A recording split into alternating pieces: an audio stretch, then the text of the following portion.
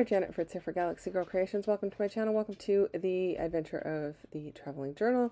This is a year-long series that I've been doing since September, where I have a journal that is traveling from person to person over the course of a year. So we each have each other's journals for 1 month, and then we pass it to the next person to create in. So I am creating my January layout, and I apologize, this is kind of putting this up a little bit late. This is the January layout, not the February layout, which our theme was winter. And the person whose journal I have is, she loves purple. It's her favorite color. So I went to FABRICA and pulled out found a watercolor winter themed set. It actually might have been 2 sets, to be honest with you. No, it's actually, I think it's just 1 set. Anyway, it has the words. It might be 2 sets. It's been so long I can't even remember, but I will put the link for them down below in case you're interested in them. So I am going to be making some shaker pockets that come in from the outside, and the way that her book is set up, everything's in page protectors, so it's a little bit different. It's more like an album than like a junk journal or anything like that. And we all got to choose whatever journal we wanted. So this was the one that she chose. It is actually a small Creative Memories album. And so it has the page protector thing that it's got to all go into.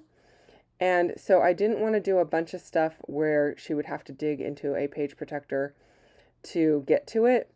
So I created these 2 pouches that are going to have the title on it, as well as they're going to be shaker pockets. But behind it, I want to do some stitching. So I'm using some stitching templates from MK over at Some Assemblage Required.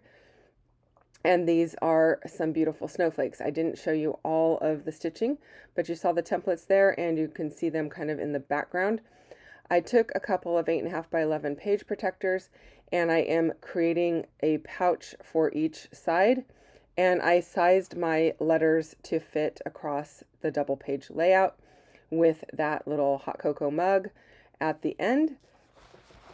I also, I took all of these images from FABRICA. I put them on a mat in my Silhouette Studio software with the registration marks turned on, printed them on my home printer, which I do have a color printer for that, obviously. And then I ran them back through my Silhouette using the print and cut function, where it reads the registration marks and knows exactly where to cut. So that's how I did that. In order to shut my little pouches here, I just used my sewing machine and stitched across them. I find that works really well, especially since I've had to cut them down, so at least one edge was open. And I'm happy with the way that is working. I am just using that Sharpie to measure where to cut or to sew things at. So I have kind of a line, because they're being clear, it's really hard to know where the edge of your page protector is on your sewing machine if your lighting's not great. And so, or where to cut them even. And so the Sharpie kind of did that work for me, and it's really easy to get the Sharpie off of the page protector because it's just an alcohol marker, and you can use an alcohol wipe if you need to. But in this case, I didn't really have to wipe anything off, because all of those lines were pretty much hidden by everything that I did on the papers there, or with the sewing, the stitching and all that. I did use some score tape, or I don't even know what brand it is, but it's like score tape, to seal the ends. And then I put that on the, well, actually I sewed the ends shut, and then I am using the score tape to hold it to the back side of the layout where they're going to attach to the page. Hopefully that makes some sense. I'm just working on placing all of my letters. This process did take quite a while, but I think the outcome was really, really beautiful. and different because it's purple. You know, a lot of people, I don't know, they don't use a lot of purple. I did consider putting something on the back side of these, but I wanted all of those sequins to show, so I decided just to leave them as is. I know you're kind of seeing the back side of the letters that I put on there, and I think that's okay. I'm not going to worry about it. I will end up putting a saying across there on some little strips of paper, but it's not going to cover the whole back or anything like that, because I still wanted you to be able to see through all of the sequin pouch there to see some of the detail with the other stuff that's going on in the background. I am using a punch to punch some vellum that has a lavender kind of a feel to it. This is some really old Mrs. Grossman's paper, and I've had it in my stash for, probably at least a decade. So I have several sheets in varying shades. So I pulled the one that was the closest to the purple, and I'm liking how that is looking.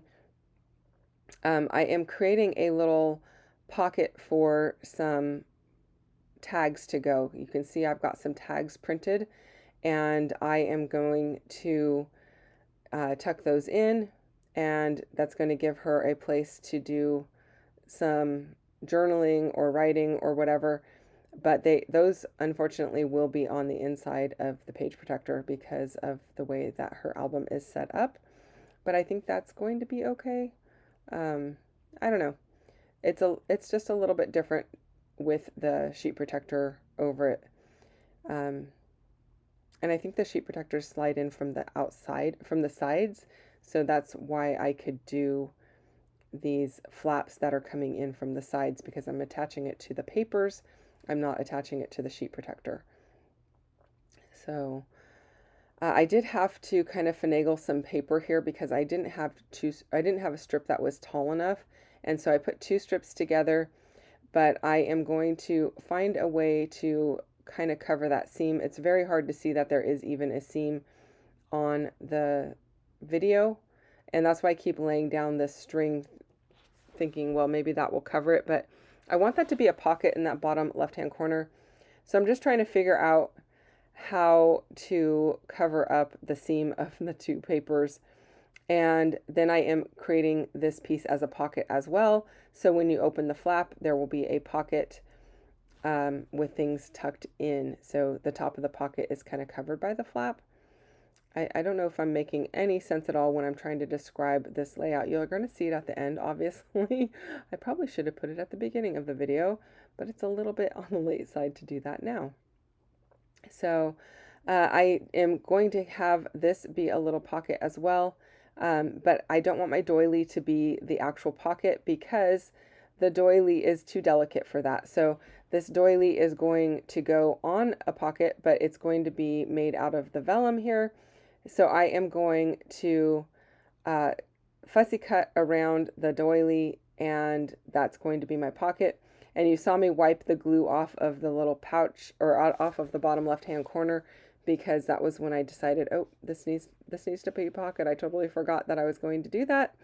And so I don't want to glue this piece all the way down. I just want it on the outer two edges. And I think the liquid glue is going to work really well, and it's going to hold up hopefully over time. And this is going to have a couple of tags sticking into it as well. I really liked these doilies. I got these at my local reuse shop, but they've got snowflakes in them. So I thought that was really cool and a lot of fun.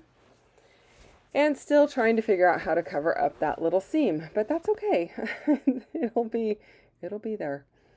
So I'm liking how that's looking so far. I do think I'm going to do something in the opposing corner, the upper right-hand corner, to create some more interest, because it's looking rather plain at the moment to me.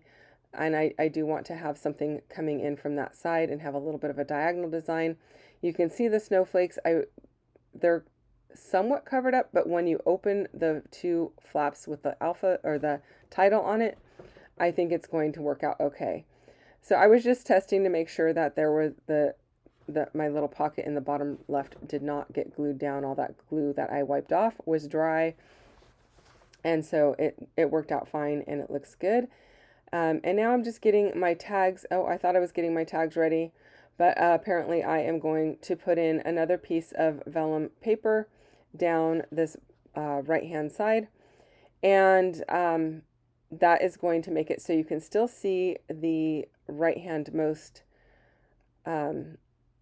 snowflake that I did the stitching on, but it is slightly covered because it's going to make a pocket for a couple of these tags to fit in. I do like how that looks. I know sometimes it's, I don't know, not fussy cutting, gluing down vellum. I know people have a hard time with that. I'm just using my Nuvo glue and I'm hoping that it comes out okay. And it does, it looks fine. I think the key is not to be super over generous with the glue and have it create a big line of glue. Does that make any sense? That you can see under the vellum. And then it also helps that I have the doily over the top there. It kind of hides a little bit of that.